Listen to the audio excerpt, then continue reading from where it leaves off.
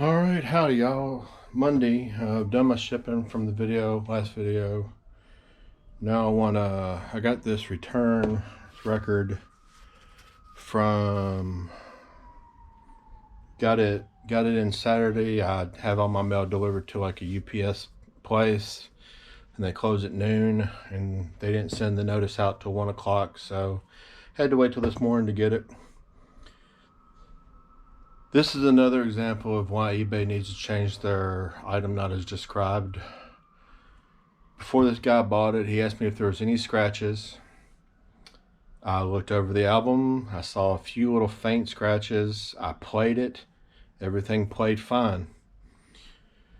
Then I get, he says, okay, he bought it. And then the day he gets it, he looks at it and says it's scratched up too much and wants to return it. So he filed an item not as described because it was scratched up more than previous conversations. See, to me, I told him it was scratched. Therefore, it was item as described. eBay, that's the problem with you. It was item as described. It's just people find a way around this, and that is your problem. So what I'm going to do now, I'm going to set the GoPro down and focus it on the table here. That way y'all can see in live time me opening this. In case anything is wrong with it, I can send this to eBay and go, no, he's not getting his money back, and this is why.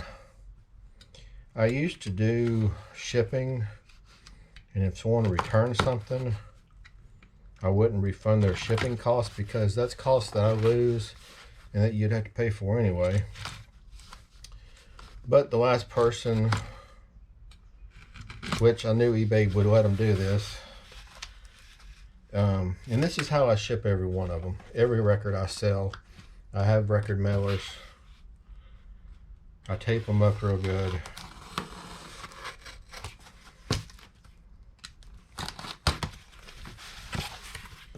I put cardboard, 2 layers of cardboard, and there's my little sticker. Here's the album, the Eagles Desperado. It's not a great cover. You know, I put that in the picture. Hey, I sold something cool. Has the inlay, black inlay, no big deal. The record. I wish y'all could see it. Right there. This is side 2. The last 3 songs had a scratch. Let's see. It goes from there to right there. I played those 3 songs and it played just fine. The front, there's a few little minute, but I've played this album before and there was no skipping. The whole idea of a record is to hear the popping and the clarity of the sound. It's a totally different listening experience, in case you don't know. I really wish I would keep my albums, but until I get a house and a permanent location, I am not going to move this stuff again because I'm tired of packing all of it up. I've sold my DVD collection. I've got most of it gone. I have a few left at home that you just can't buy on Voodoo or any digital platform, no matter what you do. So I have those. What records and CDs I have left are in these 2 cabinets right here, and then what's for sale over there. So my record collection wasn't that big. My CD collection, I collected a lot of CDs and cassettes from the 80s. Yeah, I'm an 80s hair metal child. Loved my 80s music, whether it was pop or hair metal. Anything between Iron Maiden and George Michael. I mean, that was me. Loved it all. But, you know, I got tired of packing. I mean, we'd get banana boxes from grocery stores and it'd take like 10 of them just to do the DVD collection. And then my CDs, probably another, I don't know, 7 records. Probably only about 3 or 4 on the records because I didn't have a lot of records. But I mean, it just got, we were moving every year and I just got tired of moving it. I've actually come to a halt on selling the records because I'm having such a cross point in wanting to get rid of them and wanting to keep them. I know it's best to get rid of them, but you know, the thought of having them, and then, you know, I don't have kids, so I don't have no one to pass this stuff down to. I don't even have family members, I think, that would like this stuff in case I wanted to pass it down to them. Have some cousins, but I don't think they're into all this stuff either. So I know I had one cousin I was going to give some stuff to, but she's passed on too. And you know, it's just ain't no sense of keeping it anymore.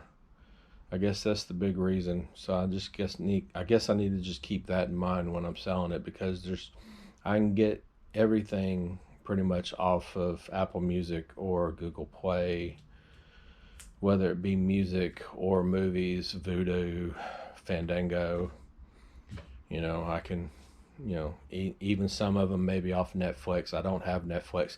I know, really, I'm the only person in the world that don't, ain't I? But, you know, I don't know, you know, I'd like to keep it just for the sound, but even at the time, I sold my big record player. I had an old 90s, you know, real tall speakers, 2 subs, tower speakers with the components, and I sold it a long time ago. So I can play it. I have a record player, and I kept it just so I can test these records and make sure if I see a scratch on it, make sure that they're okay before I resell them.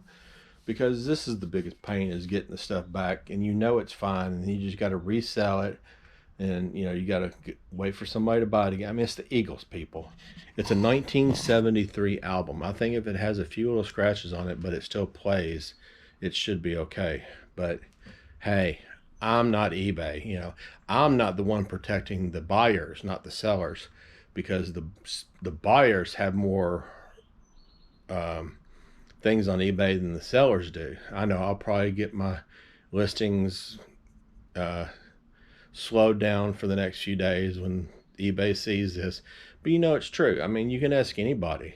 I mean, you know, you sell something, and as far as I hear, eBay is the only platform that does this. I don't know for sure. I don't do other platforms, but I guess that's one, because I don't want things coming back from multiple platforms. I'd rather just keep up with one.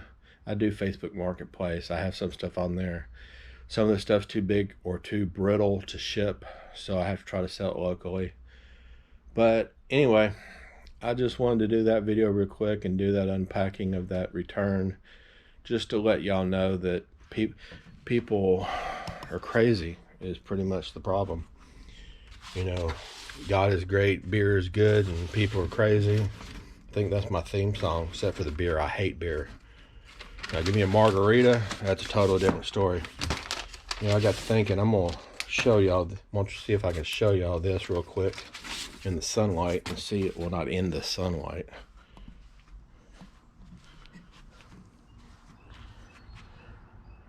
That's side 1. I don't know if y'all can see those scratches right there. But side 2, you see that one scratch right there? It looks worse than it is. I mean, like I said, it played. The whole album plays. To me, that's the most important thing about an album. But I guess someone told me that's between a collector and someone that just wants to listen to the music. So that's all I'm gonna say. Y'all have a good one.